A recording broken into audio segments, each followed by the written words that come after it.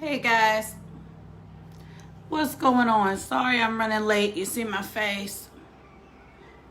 My eyes are swollen again. Anyway, my face is still swollen. Not sure what's going on, but that's irrelevant. So, how's everyone doing today? It's Friday, right? Yay! Thank goodness. We love Fridays around here. I don't know about the rest of y'all, but we love Fridays. And this week has been a little different, right? Sorry, you guys. I'm on late because I can't. Look, my technical guy is asleep. Julian. Y'all, he's asleep. So this is what you're getting, is me tonight. But so last time I was on here, we talked a lot about what was going on in with George Floyd. And so since then, since Wednesday, I've been thinking a lot about just let me say the situation itself. What are we going to do going forward to fix the injustice, correct? We have to begin to actively discuss and to begin to implement things that will, y'all eating pizza. I come on the show, I ain't nods in my teeth. But anyway, oh Lord, y'all, this phone's so good you can even see like my dark spots on my face. I got some up here, under here, yeah. Anyway, but just thinking about that, like what we need to do going forward, all of us, because the truth is what happened in Minneapolis is not a black problem. What happened in Minneapolis is a human problem. The lack of humanness, correct? I'm glad that Mr. Floyd, not Mr. Floyd, I'm glad that Mr. Chauvin, the police officer, has been arrested, charged with third-degree murder. I know that is and manslaughter. I know that is a tough pill to swallow. However, I think it'll take time and much more investigating to prove first or second degree murder. Just the way they read in the books, I've been looking at it all day. And I'm not an attorney. I've never took a law class, but I can read and understand. And just from some of the stuff I've read, I don't know how they can make a first degree murder charge. I know that is something that all of us, after seeing that, and that is what it appears, and that is how you feel. But by law, I don't know that they can make that charge. So I guess we all have to wait and see. Y'all can see my little hair sticking out right there. I know I need a haircut. It'll be all right. But we have to be proactive, guys. The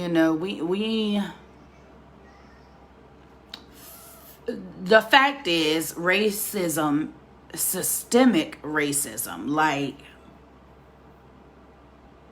for those that don't understand what I'm saying, there are things that are in place that are purposely there to keep certain people in their respective place, right?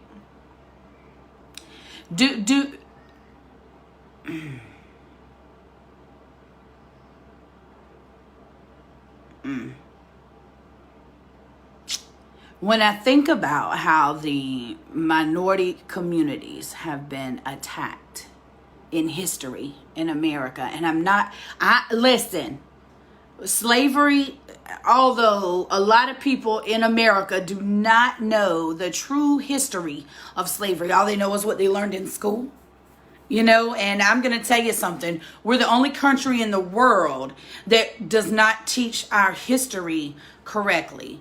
For instance, in Germany, those people are taught all about the Holocaust and not from a sugar-coated standpoint. They are taught this is what we did. This is what Germans, this is what was chosen. This is what they decided to do to an entire group of people simply because of the way they looked. But the thing is that it's taught over there. You go to China, Japan, everything that happened through dynasties and stuff, they're taught all of that stuff. All of the stuff that the pharaohs did in Egypt were taught, good, bad, or otherwise. But when it comes to what happened, and going back to Kemet, right? Guys, how many of you on my page don't even know what Kemet was? Where it was located? Because it was a city. It was a culture. It was a way of life. But see, we don't want to go back to that. We don't want to look on a map and see Negro land. Look, that's what they called it. That's what it was on the map, guys. Ugh.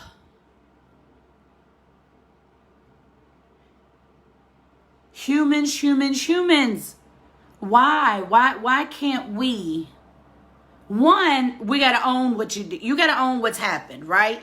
And look, ain't nobody crazy.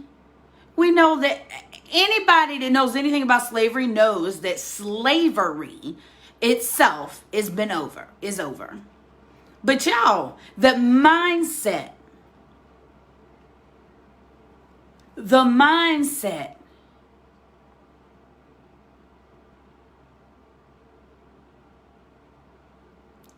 Some of the people I had somebody come in my inbox and ask me about what murder. They hadn't seen nothing about a murder. What are you talking about? My post on my page about the emotions. And right now, people in anger.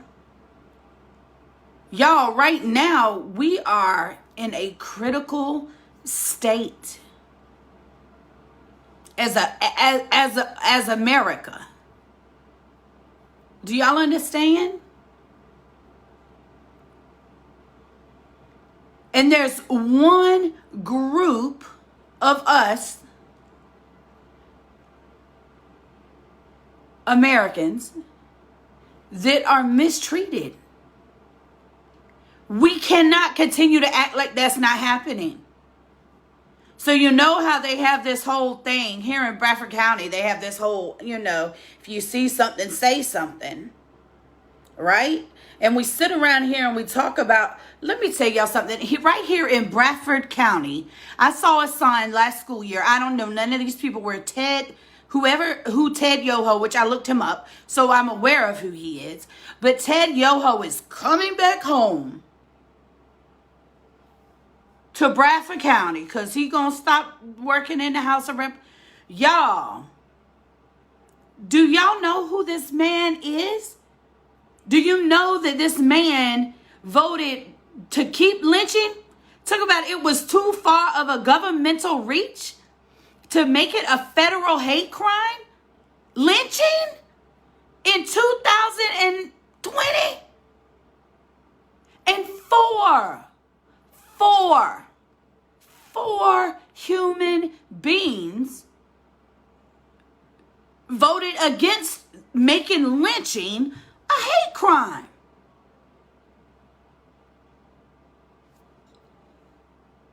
Yeah, it's 2020. But I'm going to tell you something. He won't run no peaceful any job here around here in Bradford County. Look here, Gordon. And I don't know who the other sheriff will be. Gordon, I got a lot of respect for you, Mr. Smith. Officer Smith, Sheriff Smith. You and I laugh and joke all the time, but I don't know that Ted Yoho is one of the people you want on your team. He's concerned more about government reach than lynching. I'm just saying, y'all. No, as involved as the government is in our lives,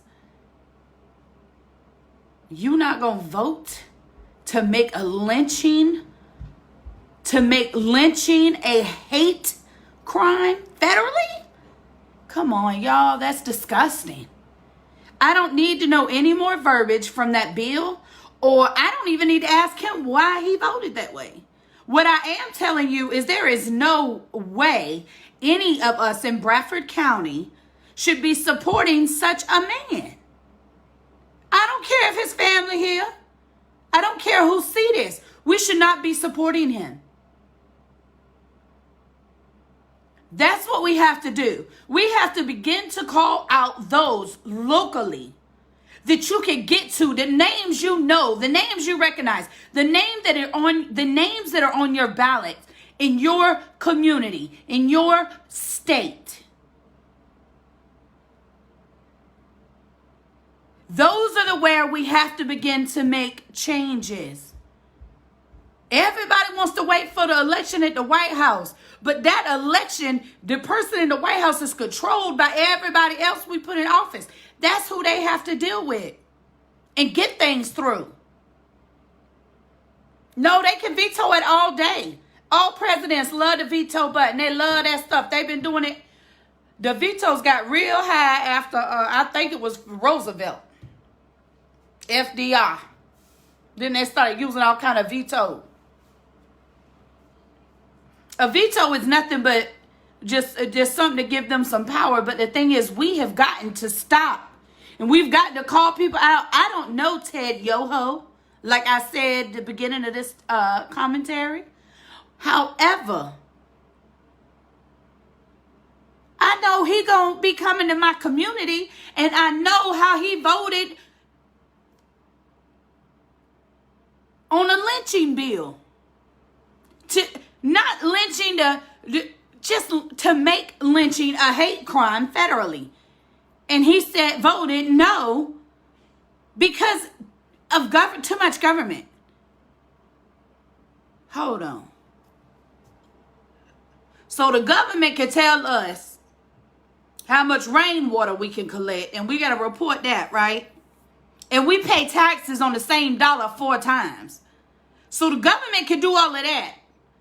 But lynching in 2020, you don't think is a hate crime? I'm concerned about that, guys. That concerns me. But see, that's what we have as Americans. That's what we all have to start looking at. We have to look at what we are allowing, what we're sitting back and not knowing or not aware of. Are you guys aware that while we are sitting, while we, right, the minorities in America are so enraged and in an uproar? I got friends that aren't even going on social media right now because they are so overwhelmed emotionally and mentally that they cannot, they feel like it's everywhere, right? So they're not even, but guys, what are they voting on? Donald Trump came on TV today and told us basically he ain't giving no more funds to the World Health Organization. Hey, his choice. I kind of understand, because this whole coronavirus thing and how they protect in China, that's just not fair, because that prevents them from helping us, right? So, but again, I think that comes to a market thing, not a people thing. China wants to get the curve on the development, on the cure and the vaccine for money purposes, and so does all the other countries, America included. So therefore, we don't know the truth of that stuff, because let me tell y'all something, that stuff get real serious up there. So we don't know all the ins and outs, but it's our job to understand it. Do you hear me? It's our job to know what's going on. It's our job to hold those accountable that are in those positions that we the people, and by the people, I mean anybody here, put them in place. But y'all, we've got to start to talk about stuff. That's the truth. And if you're one of those people who don't think racism is real, well, you're one of the people that we can't talk to, because racism is very real. Not just systemically, locally. Racism is awful. And it is deep, guys. Deep rooted in America. The people, right? The colonists that came over here initially. Those people, right? Not the first group, but all of them that came over here, you know, the ones landed and all up the East Coast, you know, the colonies. They came in and they began to destroy what they were afraid of. They began to destroy what didn't look like them, what didn't behave like them. They destroyed the Native Americans, and they were the ones that taught them how to crop. So those people that came over here, let me tell you, they not my people. I know genetically, ancestrally, I'm some connected to them. Honestly, everybody that's here is some kind of way now, because let me tell you something. When slavery was going on, everybody, those white people were sleeping with all the black people. The wives were sleeping with the black men, and the husbands were sleeping with the black women. Hush. It's some of everybody everywhere, right? We a little cocktail here in America. If you here in America and your family has been here since pre-slavery, your genetic history, you can trace your bloodline back that far, baby, you probably got a little color in you. It may not show up no good, that real good, but you probably got some in your ancestry, in your DNA, right? So that's what you need to do. And also, you need to know who you are. I encourage you to research your life, to research your lineage for yourself and your children. Know who you are. You know, that's a big thing. Teach your children to take pride in who they are. Instead of using slavery as what it was meant to destroy our children. Listen, and us, what we have to do is we have to teach our children their history. We have to teach our children. Y'all, I got something on my glass. I know y'all can see it in the thing. We have to teach our children to love who they are completely, right?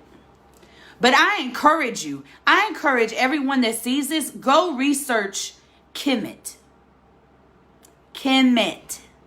Research it.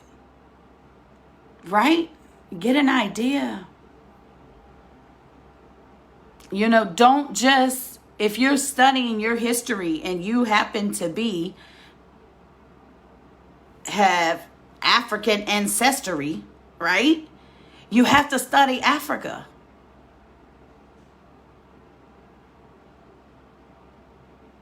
You have to. Africa is a beautiful country, with a beautiful continent with many different countries. And they're beautiful. And the land is thriving. Why do you think that they tried so hard for so many years to take it over in areas? And there's parts that are still tribal, and there are parts where they are living like they in New York City, y'all. But it is a continent, right? Just like North America. And we have a bunch of different states. They have a bunch of different countries. And it's phenomenal to learn and to understand. But we would rather hate what we don't know or hate what we don't understand than to learn. And that is part of the problem. We have to learn, and we have to respect one another. We're all human. And look, let me tell you, I don't agree. Look, I understand the rioting. I don't agree with people taking stolen goods. We don't even buy bootleg DVDs around here. So I have an issue with them people going up in Target and stealing stuff. But I got an issue with everybody went in there and stole something. Do you understand? I ain't got an issue with what they would. But let the police handle that. Right? Like, we got to wait on them to handle everything. We got to wait on them to handle that. So they'll figure it out. But them people is angry and emotional. And if they acting 100% out of emotion, that man, y'all, let me tell you something. They talk about how fast they acted, but the truth is, had it been any other person, non-police officer, that killed that man, they would have been in jail. Because, and I understand due process. I got friends that are attorneys, and I have some friends with daughters in law school, right? However, really? Y'all couldn't have due processed him in jail. You got so many days to hold him to make a charge, right? To charge him. So the people were outraged. They were hurt. I wouldn't steal under any conditions, but hey, some people, they did what they did. And the truth is, they made choices and they'll deal with consequences if there are any. That is not my choice. But when you choose to take a life, that becomes that becomes a life choice, right? And we all should say, wait a minute.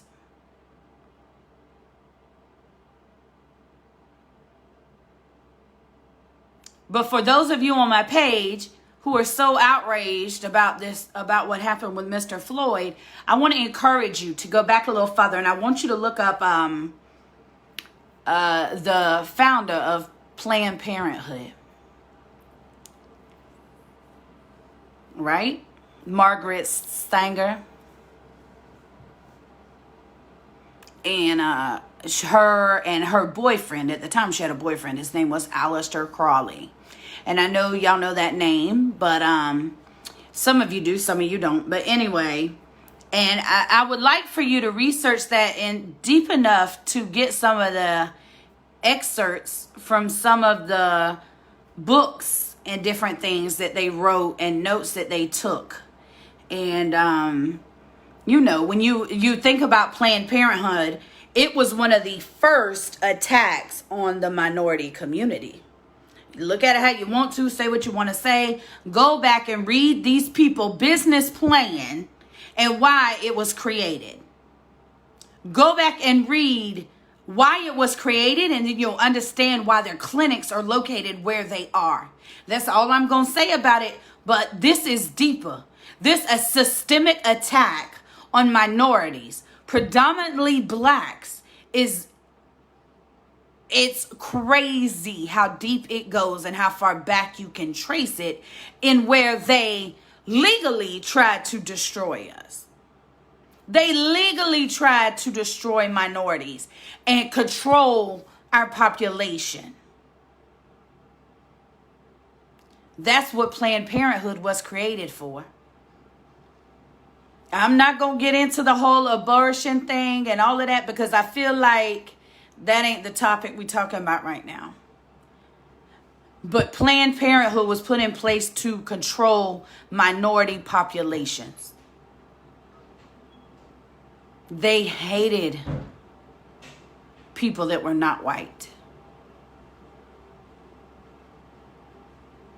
But you do your own research, and then you tell me what you think. I don't care about no Democrats, Republicans, or Republicans are against Planned Parenthood funding, and Democrats feel this way about it, and they offer breast exams and mammograms, and I don't want to hear all of that. I don't even want to have that discussion. I know all of that. That's why I brought it up. What I would like for you to do is research the intent and the purpose behind Planned Parenthood and its locations. Okay?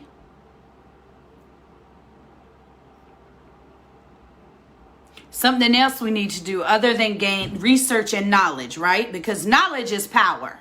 So the more you know, the more you can teach those around you. And in that, maybe we can snuff out racism. But that's the only way it's going to work, is if we educate ourselves and we hold ourselves to a level and to a standard that says human beings are human beings. As far as that whole, when in the Bible that black people are the cursed people because God, I don't even remember the name. Y'all know my mind be bad. But the names of the people that God sent him out, and he said, wherever you go, they'll know who you are. And people say that at that time they made him dark skinned, and so they could tell who he was. But that could not be the case historically. Y'all are aware of that, right? Historically speaking, that cannot be what happened. Because the truth is, the Garden of Eden was on the continent of where Africa, right? Look, y'all can argue with me all you want to, but you can go look at this, see for yourself, right? So that means we all came from the Garden of Eden, if you believe in God. So that means everybody had a darker skin tone. So in order to make them look different, guess what God had to make them? If that's the case, I don't even believe God would, I don't know how he marked him. Could have been a birthmark. I don't know. I don't believe God marked him based on shade. But he could have. I don't know. God is phenomenal and amazing, and he does whatever he want to do. Right? And I'm okay with it. I support whatever God want to do. But the thing is that that had to be what happened, right? Even Jesus was born on the continent of Africa, guys. It is what it is. Lights, my color, shade of skin ain't too common over there in them parts.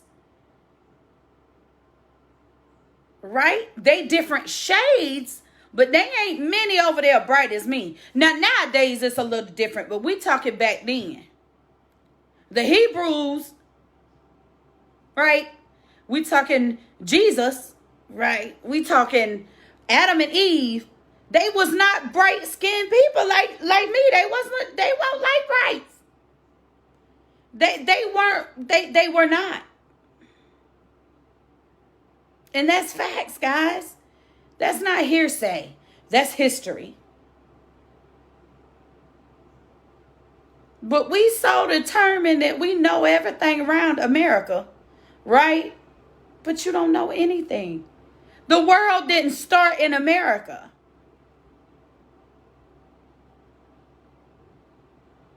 So listen, Americans, especially those entitled Americans, you ain't even the beginning of history. Child, we all came over here, all our history, all of our ancestors, unless you Native American, your ancestors came over here on a boat, baby. I don't care if they was from Spain, like my father's people, right? Or if they was from Ireland, well, now, I don't know that. Great Britain, I don't care if they was from Africa. When they brought them over here, look, we was brought over here. They went and got them and drugged them, but all of them come from over there, Europe, this way. Come on. And they come over here and started taking over like they ran something. They took all the anger and the religious, the way they were being persecuted over there, and they brought that over here. Now, hurting people hurt people. So those effed up individuals that came over here were angry because of how they had been treated, right? That's why they left over there. And they came over here and they became the bullies. That's what happened. Now, we foolish if we think that all of them that came over here felt that way. I believe there were some that came over here that didn't want to overthrow the Native Americans.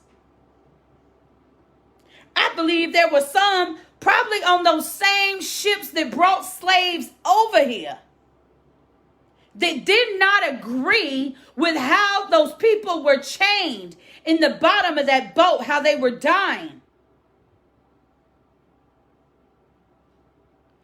But they didn't come together and say something.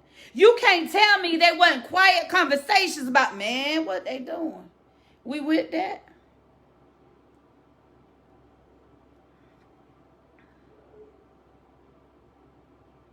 But the thing is, the one thing that's never been tried here in America is unity. That's it. Unity and education. Them two things have never been tried here in America. We've tried violence. We've tried talking. We've tried minorities, by what I'm talking about. They've tried all kinds. I'm talking about all of those in America that see racism. That's who I'm talking about. Everybody in America, on American soil, that knows racism is real, that racism is alive, and that there are people that practice it every day. There are people right here in America today who think that they are better than someone else simply because their skin is a different shade or they culturally are from somewhere different than they are.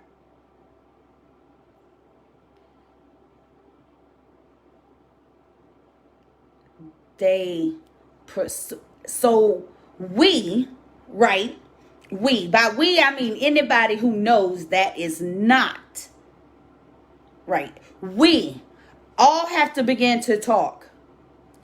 2, we all have to realize that we got to get our heart off our shoulders because these going to be some real uncomfortable conversations.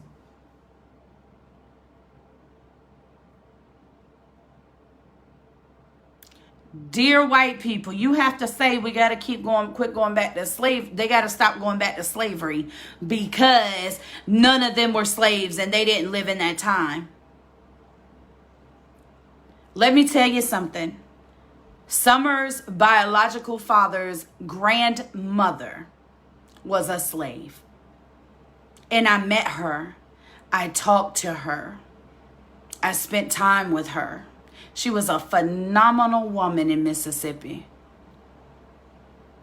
But their last name, Summer's last name, McGee, and my previous married name, McGee, is an Anglo-Saxon last name because her and her husband took the slave owner's last name when they were freed. So, don't talk to me about who I know, who I've talked to, and she's gone now. But she was a phenomenal, strong, amazing woman that loved people. And y'all, so it's not that far away. It's not that long ago. Different places in the country let go of slavery at their pace. It wasn't like the Emancipation Proclamation was signed and slavery was against the law and slavery ended. Guys, it didn't happen like that.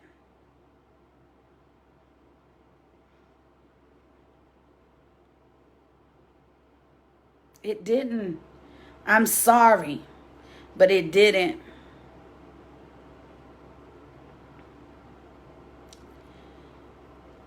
And we have to be honest about what happened. We have to talk about it.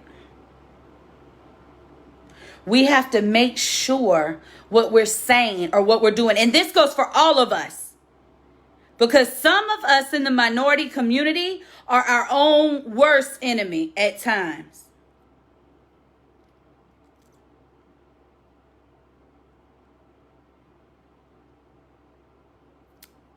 We have to begin to be able to talk to people. Sorry, y'all, my eyes are so swollen. But we have to be able to talk to people. We have to be able to hear what they're saying. As long as they're not blatantly disrespecting you. Listen, there are some white Americans that are really ignorant to racism. They really don't understand it. It's how they grew up. They don't know any different, guys. Sometimes some of the stuff they say is because it's what they heard growing up. They think that's okay.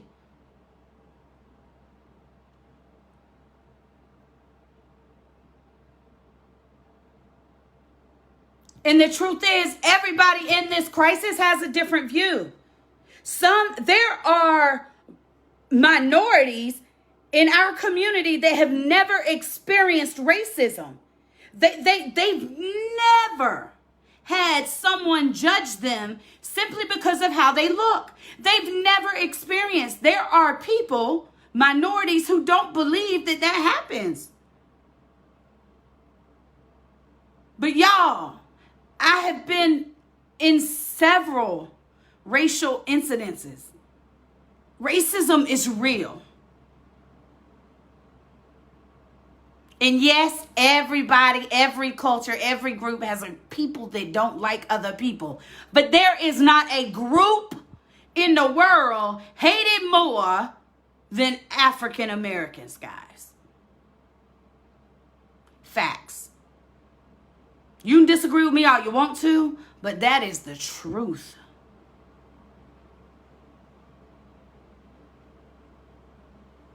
You hear them. You see them dressed. You hear them with their children, or maybe maybe they still have an accent, and so you think, oh, this or that or the other. Are you kidding me? You just an ignorant ass. Do you understand? And there are some of them in America, guys. They don't know. They just ignorant asses. But sometimes we got to ignore stuff like that inbox I got about, April, what you talking about? I ain't heard nothing about no murder. Well, you ain't heard nothing about it because you don't think it's murder. Delete, delete, delete, block, block, block.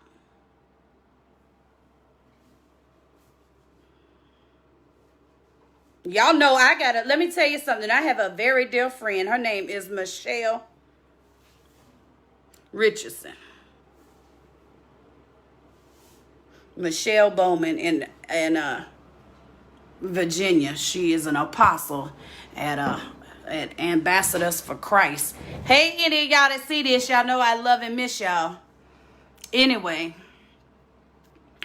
she taught me something.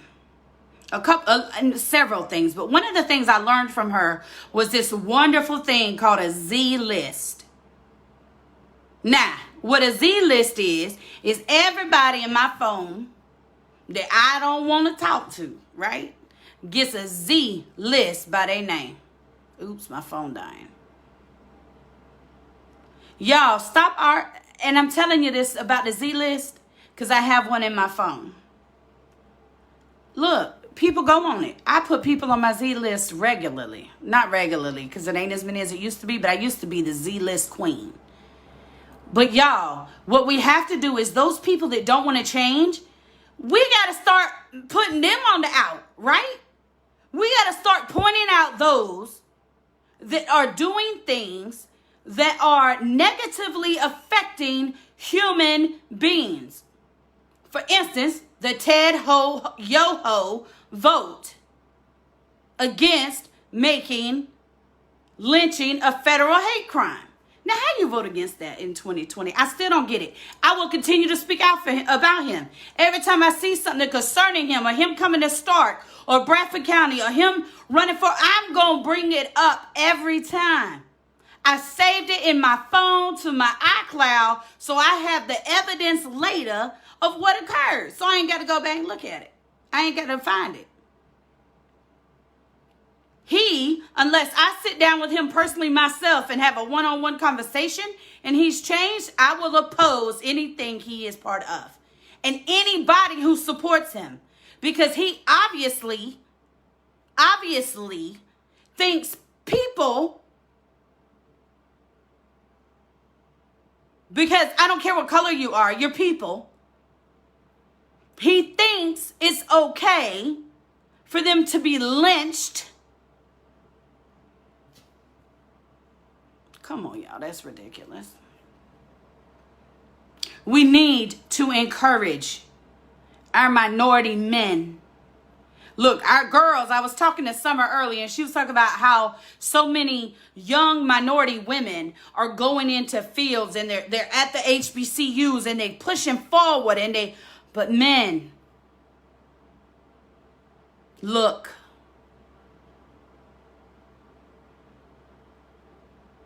To all my minority men out there, you guys have got to make your mind up that you're not going to be who they say you are. You're going to be who you were created to be. And I understand there is a history of emasculation since you were brought here. Because listen, when they were brought over here from Africa, right? Those people were developed to be families. The men were taught to take care of their wives and their children. If you go back and look at Kemet, you will see what I'm telling you. Help you understand like what they taught, what they believed, what they did, what they practiced, who they were. Pre getting boarded up and put on the boat to come out, hands shackled. Why were they shackled? Why were they shackled if they weren't being taken? Come on, people. Understand. Humans purchased other humans. What the fudge? That ain't okay. But they had that. That's why when they got them here, the first thing they did was divide them.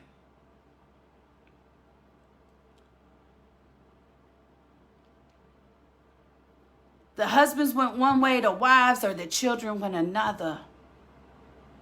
Do you know how that hurt them? Still to this day in the minority community, homes are broken. Women with minority husbands. I don't care what color you are. I don't care. I really do not. And I'm going to tell y'all something for all of y'all that's mad about a dark-skinned person and a light-skinned person or two different nationalities being together. You better be careful. Because if you go back in Moses, right, in Exodus, and you read, you can see where Moses had to beg God not to kill Aaron and Miriam because they didn't want him to marry an Ethiopian woman. Y'all, this stuff ain't new. There is nothing new under the sun. But still, Abraham begged God for their lives. Not Abraham, Moses. Lord, y'all, see how I be mixing up stuff. Racism is not new. It just changes its face. But I wonder, as Americans, right? We the land of the free. Why aren't we all free? Women aren't treated equally. Minorities aren't treated equally. Black men are murdered in the street.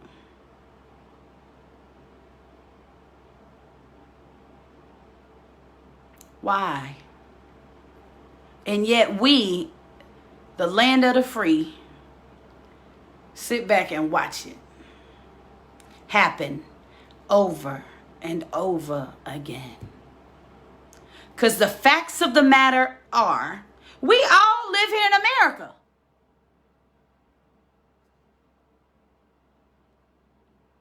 We all live here together. I don't like that there's such an unrest. But to fix it is real easy. All you have to do is begin to treat everyone like you want to be treated. Don't treat people how they treat you. You treat people how you want to be treated. Remember karma. You reap what you sow. So if you don't sow nothing, you can't reap anything. If you don't give respect and love, you cannot get respect and love. So I say that to say, you want them to stop tearing up Minneapolis? Well, let's show some respect and love. Let's treat every human, right? Which what makes you human is we're all human, right? We have to begin to realize there's no difference in either one of us. There's no inferior or superior person. Sorry, but there is not. You may have more money. You may have more power. But all that do is make you Donald Trump. Are you kidding me? So a bunch of damn Donald Trumps. I don't care about that. If Donald Trump is the biggest obstacle, y'all, we good.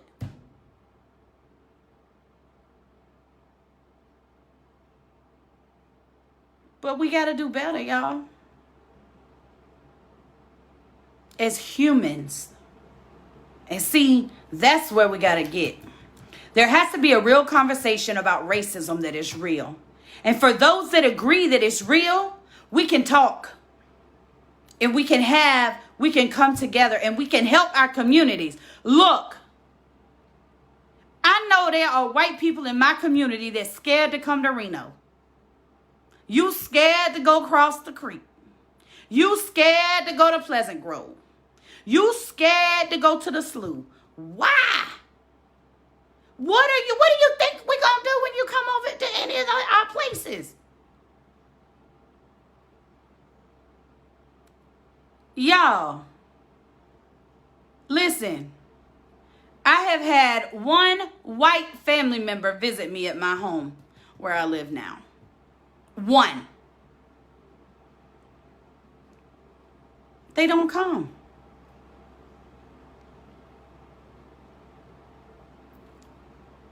That's all right. I don't care, but they don't. They're not comfortable. They're telling my baby they can't give him a ride home. But then I have a friend on Facebook who is a friend on our friends list who talks about he lives over with his neighbors and they have dinner together sometimes and how respectful and kind and how they all get along, right? Like some kumbaya. But look, that's in their neighborhood. But are they coming over here? Are they going to respect? If you live somewhere else, would they treat you that same way? Because I guarantee you, if we lived in the country club, that's the area, one of the richer area, one of the country club. Y'all know what the country club is. Anyway, if we lived over there, it would be different. Or in a different area, a different neighborhood. And the sad thing is, that's not just a white American issue. Child, every time I see a Caucasian over here, I look to see what they're doing. Not where they going, because I don't really care that, but just I want to know who their face is. But I'm that way with everybody in my neighborhood I see. If a car drive past my yard and I'm sitting out my carport that I ain't seen before, I be trying to look and peep. And don't let me see it 4 or 5 times. Then they people that drive by see us outside in the carport and they drive real slow, right? Don't let us be in the yard playing cornhole. Baby, they drive real slow. Which I don't care. They can come play cornhole with us if they want to. They can come sit in the carport with us. I do not care. But they drive by real slow looking. That's okay. They can look. I want them to know what's going on in their neighborhood just like I want to know what's going on in our neighborhood. So I don't care.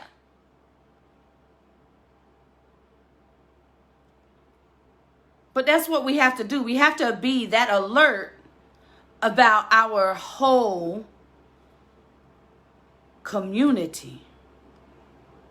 You know, there's some things that Julian and I have been talking about, and we really want to try to, can't do nothing right now with the COVID-19 because, you're not supposed to have any groups and all of this other stuff in my immune system. But there are some things that we have to reach into our community. You have to reach where you live to make change. If you live in the country club, begin to talk to your friends while you're playing golf. Don't talk to your friends about, oh, this is what's going on. You see where they were tearing up Minneapolis, rioting and looting, and no. If that's where your conversations are going, you're already not having a conversation that will change anything. We all know that looting is occurring. We all know they're rioting. We all know they're setting the city on fire. We all know that George Floyd is dead at the hands of 4 police officers. We all know that. Oh, and let me tell you real quick, evidently it wasn't a forged check. The call was initially there was a check, but it was actually what they thought was a counterfeit bill. Money. So is what the police were initially called for. Anyway, as things develop, I like to correct and update my information for you guys. Because I don't want nobody to say April said wrong. I like to change it if I learn it. But where you live, that's where you have to make change. But the conversation y'all need to be having on that golf course or at wherever at your churches, right? When you go, listen, people, if you go to church on the unsabbath days, right? Because Saturday is the Sabbath. So if you go into church on Sunday, you're not going to church on the Sabbath. Let's just get that plain and clear. Because if I don't straighten that, y'all not going to understand what else I'm finna say.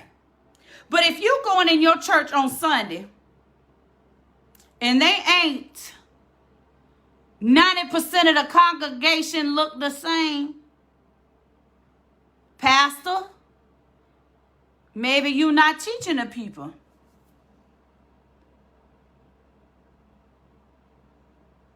Remember, y'all, I lived out of Stark for a long, long time. I know what there are congregations across America that are more culturally diverse than America. I don't know how that happened, but in the church, it looks like America. It looks like all of us.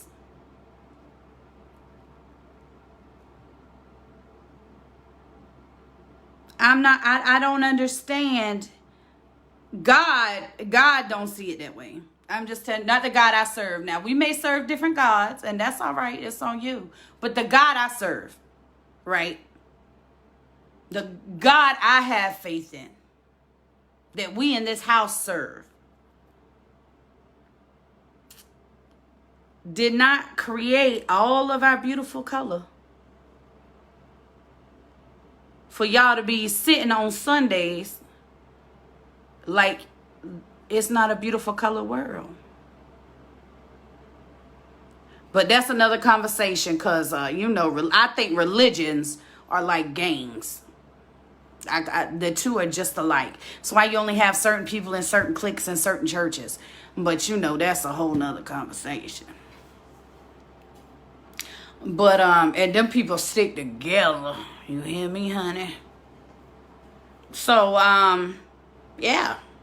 It is what it is. But we have to have real conversation. And those of you that are already in positions of power, look, there are minorities in Bradford County that are in positions of power, that are in positions to affect change, that have gotten in them positions and don't care anything about the people.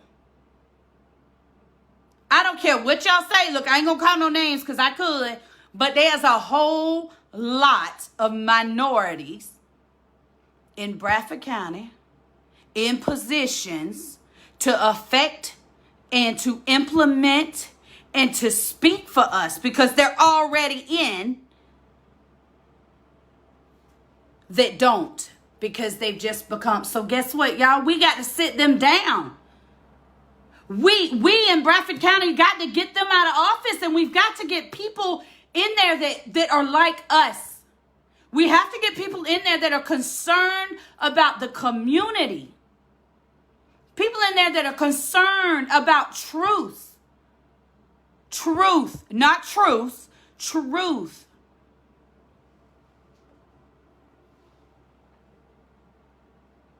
Y'all kidding me? Are y'all telling me over in Saratoga Heights? I'm just asking, because I have an issue with the issue that people have with Reno, with certain areas in Bradford County. So I'm just curious. In Saratoga Heights, and I know the answer to what I'm going to ask, and the country club, and wherever else you can think of, don't people ride bikes and walk around the neighborhood? Don't they drive their vehicles and play their music loud? Don't they ride four-wheelers and whatever, go-karts and golf carts all over the roads? So what's the difference in your neighborhood and mine? There isn't none, except for what you make it to be. There's no difference. We live over here. We work over here. We pay bills over here, just like everybody else everywhere else in Bradford County do. It's no different. And there's drugs in the country club. Cocaine, meth, heroin, weed. Weed ain't a drug, so we ain't gonna close that. But there's cocaine in the country club. Y'all, ain't no area better than the other. It's all in what those in that community allow. We have to get people in place that want to implement things that are going to better us. Better your community. If your community is stronger, if your community is healthier, then your people will be. Our people will be. Us here in Reno. People won't look at us. Y'all, that's a shame. That's a shame.